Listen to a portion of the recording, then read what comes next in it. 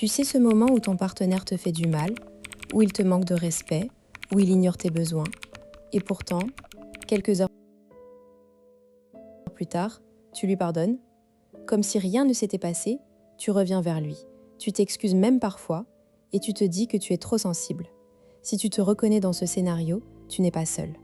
Des milliers de personnes, surtout des femmes, vivent ce cycle épuisant.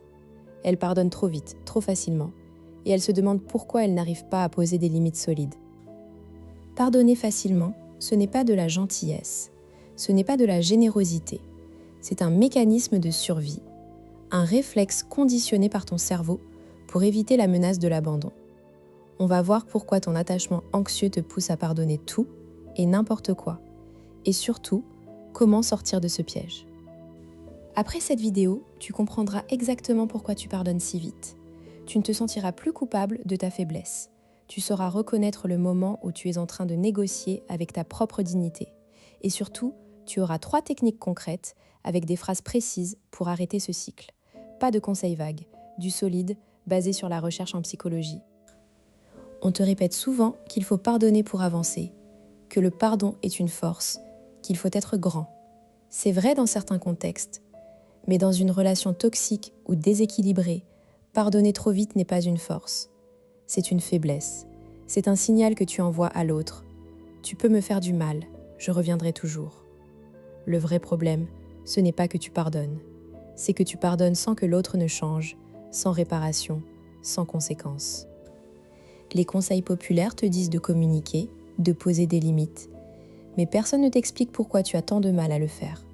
La faute n'est pas à ta personnalité, mais à ton système d'attachement. Quand tu es anxieuse, ton cerveau est en alerte permanente. Il scanne l'environnement pour détecter des signes d'abandon.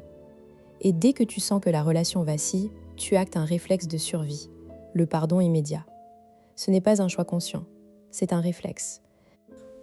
Ce que tu crois être de l'amour ou de l'empathie est en réalité un mécanisme de défense. Tu ne pardonnes pas pour l'autre, tu pardonnes pour toi, pour calmer ta propre angoisse. Le but de cette vidéo est de te rendre ce mécanisme visible. Parce que ce qui est visible, tu peux le contrôler. Le mécanisme caché derrière le pardon facile s'appelle la réactivation du système d'attachement.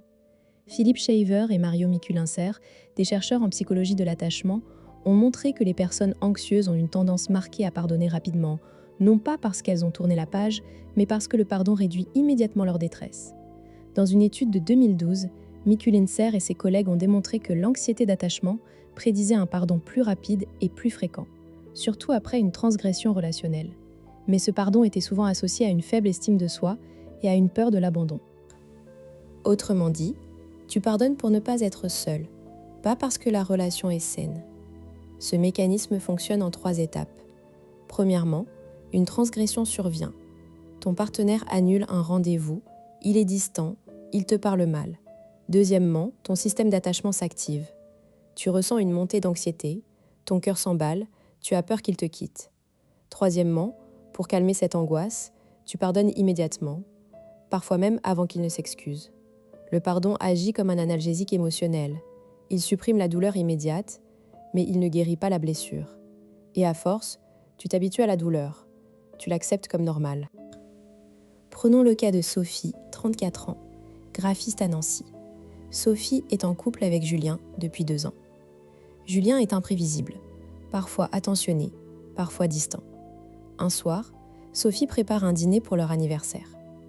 Julien arrive avec 2 heures de retard, sans s'excuser, et il dit « J'ai oublié, j'étais avec des collègues ?» Sophie se sent humiliée, triste, en colère. Mais elle se dit « Si je fais une scène, il va partir, il va me quitter. » Alors elle répond « Ce n'est pas grave, je comprends. » Elle range le dîner, elle met un sourire et elle passe l'éponge. Mais à l'intérieur, elle bouillonne. Le lendemain, Julien est adorable et Sophie se dit que ce n'était qu'un incident. Jusqu'au prochain. Sophie répète ce schéma depuis des mois. Elle pardonne des oublis, des paroles blessantes, des absences. Chaque fois, elle se promet de ne plus laisser passer. Mais dès que Julien montre un signe de chaleur, elle craque. Elle croit que c'est de l'amour, mais c'est de la peur de le perdre. Et plus elle pardonne vite, plus Julien apprend que ses transgressions n'ont pas de conséquences. Il ne change pas. Pourquoi le ferait-il ? le prix à payer est nul. Pour reconnaître ce schéma chez toi, observe tes réactions après une dispute ou une déception. Est-ce que tu es la première à tendre la main? Est-ce que tu t'excuses même quand ce n'est pas de ta faute? Est-ce que tu minimises la gravité de ce qui s'est passé? Si tu réponds oui, tu es probablement dans un cycle de pardon anxieux. La prochaine fois, avant de pardonner, arrête-toi. Demande-toi, est-ce que je pardonne parce que je suis vraiment prête à tourner la page ou parce que j'ai peur de perdre l'autre? Si c'est la peur, ne pardonne pas tout de suite. Les conséquences de ce pardon trop rapide sont lourdes. Premièrement, tu perds ton estime de toi. Chaque pardon non mérité érode ta confiance en toi. Tu te sens faible, dépendante. Deuxièmement, tu maintiens une relation déséquilibrée où l'autre n'a pas à faire d'efforts. Troisièmement, tu t'épuises émotionnellement. À force de pardonner sans réparation, tu accumules de la rancœur. Un jour, tu exploseras ou tu t'éteindras. Comprendre ce mécanisme, c'est déjà un premier pas pour briser le cycle. Technique numéro 1. La règle des 24 heures. Après une transgression, tu t'interdis de pardonner immédiatement. Tu prends 24 heures. Pendant ce temps, tu ne contactes pas ton partenaire, tu ne réponds pas à ses messages, tu ne cèdes pas à la tentation de faire comme si de rien n'était. Tu acceptes l'inconfort. Tu peux dire « J'ai besoin de temps pour réfléchir à ce qui s'est passé. On en reparle demain ». Cette phrase, tu la répètes sans culpabilité.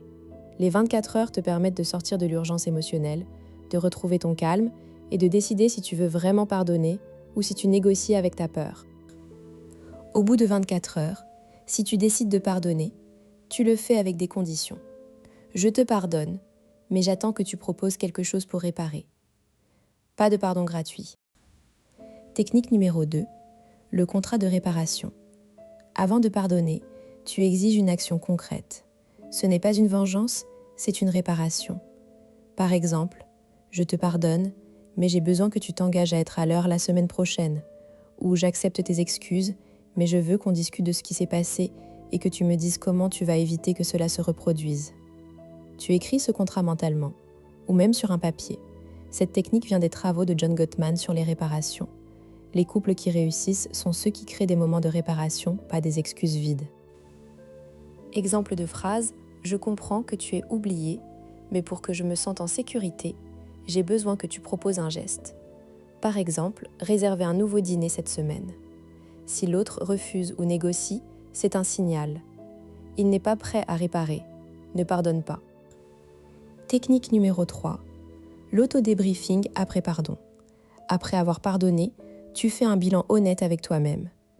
Tu te poses ces 3 questions. Pourquoi ai-je pardonné? Peur, culpabilité ou vrai pardon? 2. Qu'est-ce que j'ai gagné? Tranquillité immédiate ou vraie avancée? 3. Est-ce que mon partenaire a changé son comportement? Répète-t-il la même erreur? Si tu pardonnes pour les mauvaises raisons ou si l'autre ne change pas, le pardon n'est pas valide. Tu notes tout ça dans un journal ou même dans un fichier sur ton téléphone. L'idée est de rendre le pardon conscient. Exemple, Sophie, après avoir pardonné à Julien, note « J'ai pardonné parce que j'avais peur qu'il se fâche. Il n'a pas proposé de réparation, je suis triste. » Ce simple constat l'aide la fois suivante à ne pas répéter le schéma. On pourrait me dire « Mais pardonner, c'est chrétien, c'est noble, on doit laisser une chance. » Oui, mais le pardon sans réparation est une porte ouverte à la maltraitance. Tu n'es pas obligé de pardonner tout de suite. Tu as le droit de prendre du temps, de négocier, de poser des conditions. Une autre objection. Et si j'attends trop, il va se lasser et me quitter. Alors tant mieux. Si une personne te quitte parce que tu prends du temps avant de pardonner, c'est qu'elle ne méritait pas ton pardon immédiat. Une relation saine résiste à 24 heures de réflexion. Enfin, certains disent « Je n'y arrive pas, c'est plus fort que moi ». C'est normal, le conditionnement est puissant. Mais la conscience est la première étape. Chaque petit pas compte. Commence par une fois, même si tu échoues ensuite. L'important est de casser le réflexe. Tu vois, pardonner facilement n'est pas une vertu, c'est une blessure. C'est ton anxiété qui parle, pas ton cœur. En comprenant le mécanisme de l'attachement anxieux, en utilisant la règle des 24 heures, le contrat de réparation et l'auto-débriefing, tu peux reprendre le contrôle. Tu mérites des relations où le pardon est un choix, pas une obligation. La prochaine fois que tu sentiras le besoin de pardonner immédiatement, souviens-toi de cette vidéo, prends une grande inspiration et dis « J'ai besoin de 24 heures ». Si tu veux aller plus loin, je t'invite à t'abonner et à cliquer sur la cloche pour ne pas manquer la prochaine vidéo sur comment gérer la culpabilité dans les relations. N'oublie pas, tu n'es pas faible, tu es conditionné. Et le conditionnement, ça se déconstruit.